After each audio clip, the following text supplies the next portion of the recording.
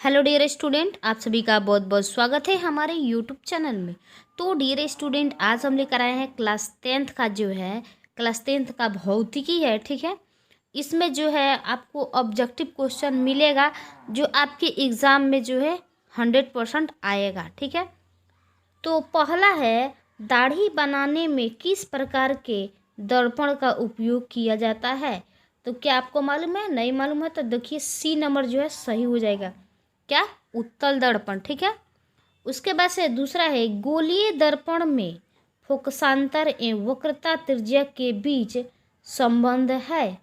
तो इसका सी नंबर जो है सही हो जाएगा, F = R/2। ठीक है, तीसरा है, यदि अवतल दर्पण की फोकस दूरी F तथा वक्रता त्रिज्या R हो तो इसका हो जाएगा सूत्र जो है F = 1/2। अवतल दर्पण से, ठीक है, परावर्तन के बाद किरण किस बिंदु से होकर गुजरती है। तो इसका हो जाएगा F। ठीक है, F किरण से। 5 नंबर का है, किसी दर्पण से वस्तु को कहीं से भी रखने से वस्तु के बराबर आकार का सीधा प्रतिबिंब बनता है तो दर्पण होगा। तो इसका हो जाएगा सी नंबर। ठीक है, समतल। 6 नंबर है, प्रकाश का वर्ण विक्षेपण किस उपकरण से संभव होता है। तो इसका सी नंबर सही हो जाएगा, प्रिज्म। प्रकाश के अपवर्तन के कितने नियम हैं, ये आपको मालूम है? 2। पहला है, जो 8 नंबर है, 1 मीटर फोकस दूरी वाले उत्तल लेंस की क्षमता होगी बी। ठीक है, किसी गोलीय दर्पण की वक्रता त्रिज्या, ठीक है, किसी गोलीय दर्पण की वक्रता त्रिज्या 50 सेंटीमीटर है तो उसकी फोकस दूरी कितना होगा। तो सी नंबर हो जाएगा। ठीक है, उसके बाद से जो है 10 नंबर का रहा है, किसी उत्तल लेंस की फोकस दूरी हमेशा होती है।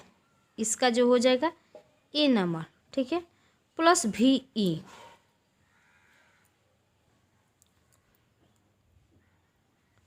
11 नंबर है, प्रकाश का वेग न्यूनतम होता है।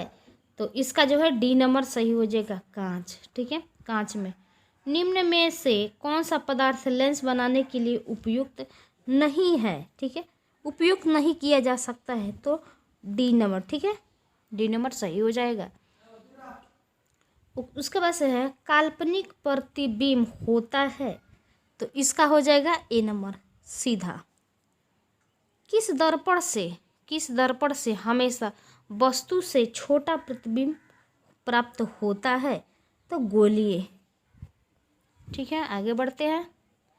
आगे कह रहा है, 4D क्षमता वाले अवतल लेंस की फोकस दूरी होगी। तो इसका जो है बी नंबर हो जाएगा, 25 सेंटीमीटर। किसी उत्तल लेंस का फोकसांतर 50 सेंटीमीटर है तो उसकी क्षमता होगी तो 2D होगा। ठीक है, उसके बाद से जो है, किस दर्पण से वस्तु का बड़ा प्रतिबिंब बनता है। तो इसका हो जाएगा अवतल लेंस। ठीक है, 2D क्षमता वाले लेंस का फोकसांतर होता है 30 सेंटीमीटर। उसके बाद है, प्रकाश के परावर्तन के कितने नियम हैं। तो प्रकाश के परावर्तन के जो है 2 नियम हैं। समतल दर्पण द्वारा बना प्रतिबिंब होता है, जो है काल्पनिक होता है। उसके बाद से जो है, प्रकाश की किरण हवा से कांच में प्रवेश करती है तो मुड़ जाती है। तो इसका जो है बी नंबर सही हो जाएगा, अभिलंब के निकट। 22 नंबर में, किसी दर्पण से आप चाहे कितनी ही दूरी पर खड़े हो आपका प्रतिबिंब सदैव सीधा प्रतीत होता है, संभवतः दर्पण। ठीक है, तो इसका हो जाएगा बी, या तो समतल या तो उत्तल। तो चलिए देख लेते हैं। 23 नंबर का है, फोटोग्राफी कैमरा का अभिदृश्यक होता है। तो इसका जो है उत्तल लेंस होता है। साइड मिरर के रूप में प्रयुक्त होता है, तो इसका जो है उत्तल लेंस होता है।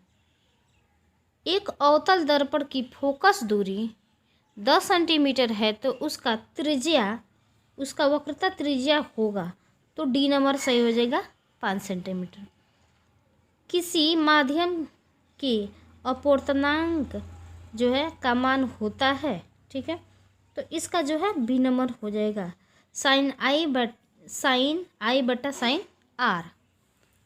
उसके बाद से आगे देखते हैं, निर्गत किरण एवं अभिलंब के बीच के कोण को कहते हैं, तो इसका जो है परावर्तन कोण कहते हैं। अवतल लेंस का आवर्धन बराबर होता है, डी हो जाएगा भी बटा यू। सरल सूक्ष्मदर्शी में किसका उपयोग होता है? उत्तल लेंस, ठीक है। उसके बाद से जो देख लेते हैं 30 नंबर का है, किसी बिंब का अवतल दर्पण द्वारा बना प्रतिबिंब आभासी सीधा तथा बिंब से बड़ा पाया गया वस्तु की स्थिति कहाँ होनी चाहिए, तो इसका जो है डी नंबर सही हो जाएगा, दर्पण के ध्रुव तथा मुख्य फोकस के बीच। पानी में डूबे एक उत्तल लेंस की फोकस दूरी हवा में इसकी फोकस दूरी की अपेक्षा होती है, तो इसका सी नंबर हो जाएगा अपरिवर्तित रहती है।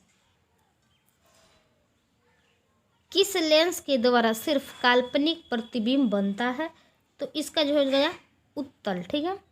किसी बिंब का वास्तविक तथा समान आकार का प्रतिबिंब प्राप्त करने के लिए बिंब को उत्तल लेंस के सामने रखा जाता है, ठीक है, तो इसका बी नंबर सही हो जाएगा, फोकस दूरी की दोगुनी पर, ठीक है।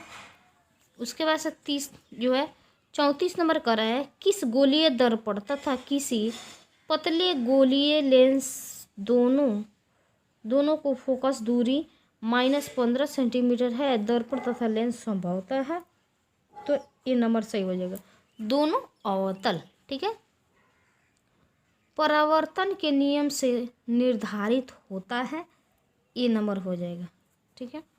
आगे देखते हैं, आगे कर रहा है, एक उत्तल लेंस की क्षमता एक डायोप्टर है तो उस लेंस की फोकस दूरी जो है क्या होगा, तो सी नंबर जो है सही हो जाएगा +100 सेंटीमीटर। प्रकाश की किरणें गमन करती है सीधी रेखा में, सर्च लाइट का परावर्तक सतह होता है, बी नंबर, ठीक है। उसके बाद से आगे देखते हैं, आगे कर रहा है, अवतल दर्पण की फोकस दूरी उसकी वक्रता त्रिज्या की होती है, तो हो जाएगा आधी। लेंस की क्षमता का मात्रक है, तो सी हो जाएगा, ठीक है। प्रतिबिंब का आकार हमेशा वस्तु के बराबर होता है, बराबर है तो दर्पण होगा समतल, ठीक है। टिंडल प्रभाव प्रकाश की कौन सी परिघटना को प्रदर्शित करता है, तो डी नंबर हो जाएगा प्रकाश का प्रकीर्णन। निम्न में से किस लेंस की फोकस दूरी धनात्मक होती है, तो इसका जो है बी नंबर हो जाएगा उत्तल लेंस। आगे देखते हैं, नई कार्तिक चिन्ह परिपाटी के अनुसार दर्पण के सामने रखे गए बिंब की बिंब दूरी ली जाती है, तो इसका जो हो जाएगा ऋणात्मक। निम्न में से किस दर्पण की फोकस दूरी धनात्मक होती है, तो उत्तल दर्पण।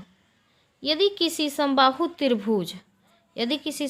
त्रिभुज प्रिज्म में निर्गत कोण और विचलन कोण क्रमशः 40 डिग्री और 30 डिग्री हो, तो अब आपतन कोण होगा तो 50 डिग्री हो जाएगा, ठीक है।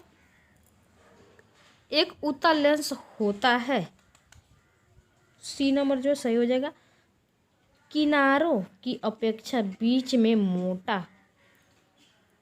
लेंस के मुख्य फोकस की संख्या कितनी होती है, 2, ठीक है।